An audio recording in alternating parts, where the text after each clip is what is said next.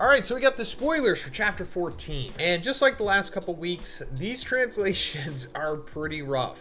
I mean, I'm grateful that we're getting them at all, don't get me wrong. But I just have to put that out there because the things I'm going to be going over in this video aren't 100% concrete. And with that being said, of course, we always go over the official releases on Sunday in detail. So subscribe for that if you haven't already. We're almost at 300K. Trying to get there by the end of the year. I think we can do it. Thank you guys. So we're kind of finding out why Yuka might be a good candidate taking on Deborah here, and I say good loosely because there is no one that can really take him on besides Yuji, and Gege seems to just make us want to jump through hoops to get to that point. But this chapter starting off with the Jujutsu headquarters people discussing what they're going to do against Deborah, because you know, we saw in the previous chapter that the Sumerians made like this ultimatum to Japan. They were like, give us Tokyo and stop killing the cursed spirits and everything will be chill. But if you don't, then we're going to have to do the Deskunte duel thing. And if we win, we essentially get to do whatever we want. And Japan refused, so they're going to do the duel against Deborah, which is just like,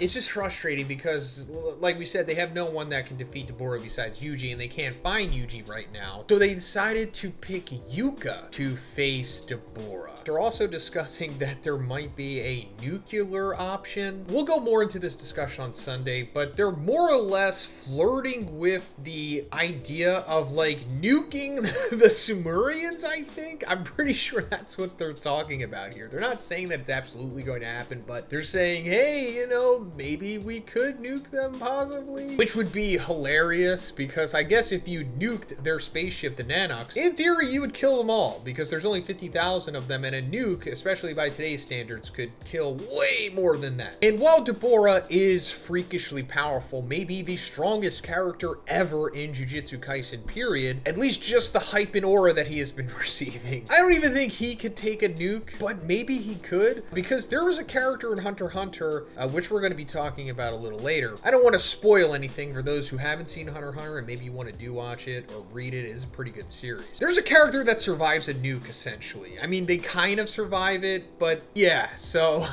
we'll see what happens with that. And also, let's not forget that this is Gege. This whole nuke discussion here could just literally go nowhere. I mean, actually, it's very likely that this will go nowhere. I don't want to write Gege off completely, but we have been burned by him many times before in the original series. But then we're coming to this flashback again of us seeing young Maru and Cross, and we're essentially just finding out in this flashback that the stone that their father had given them, which we thought was Mull, actually turned out to be just a regular stone. I'm sure there's some deeper metaphorical meaning to this, or maybe even narrative meaning to this, but I don't really want to go into it in the spoiler video. Just keep in mind that the stone was just regular, it wasn't Mull. So then they're going forward into the flashback right after Deborah had killed Dora, and we're seeing Cross reacting to that. And then we're also seeing Cross and Maru's father. Like, we're seeing most of him, but like his eyes are shadowed out. It's possible that he trained them to be warriors or something like that. It's hard to make it out with this translation. But then we're coming to Maru, and I think he is on their spaceship, the Nanox, right now. I could be wrong about this. It could be a warehouse, but I think they might be on the ship.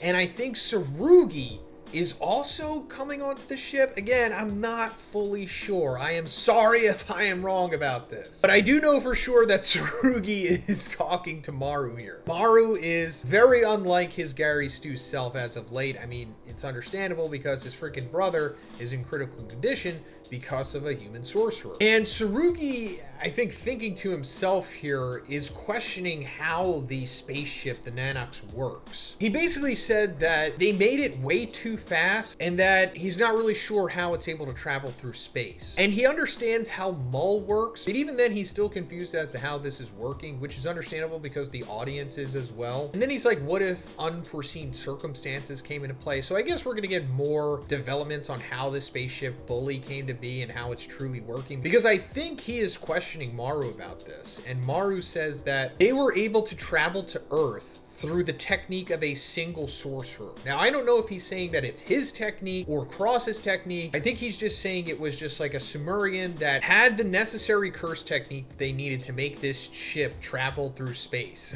But I think he's also mentioning that he and Cross are also mainly responsible for the ship being able to be made in the first place, which we knew. I mean, we saw at the end of the flashback that Cross and Maru just started constructing the ship out of the new mull that they made that was salvaged by Dora when they were making the canal. It also apparently took them 2 years to get to Earth from Sumeria. And it also makes you wonder, like, wow, that's pretty impressive that this ship was able to hold 50,000 people for 2 years. So they're like, where was the food coming from? Do they have like renewable crops on the ship?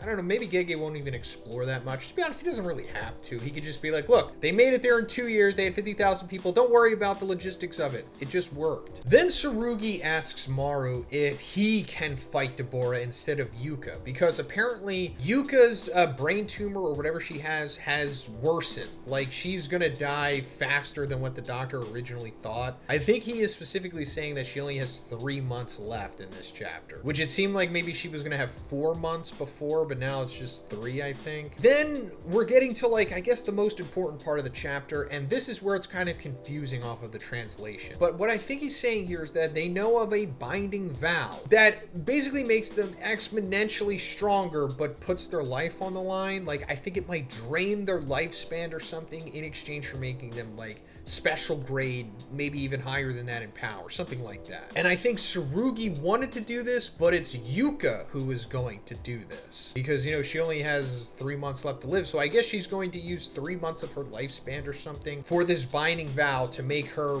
special grade in power, maybe. I'm just guessing here. Again, we're gonna have to go over this in the official release on Sunday, so bear with me, guys. But that does make sense, because, you know, I guess that's why they're picking Yuka here. And also, like I said, we're going to be talking about Hunter x Hunter again. This reminds me of what Gon does. I don't want to spoil anything, but Gon, the main character of Hunter x Hunter, does something like this. There also might be like a post-mortem jujitsu aspect to this, which is also playing into like post-mortem Nen, which was a pretty cool aspect of Hunter x Hunter.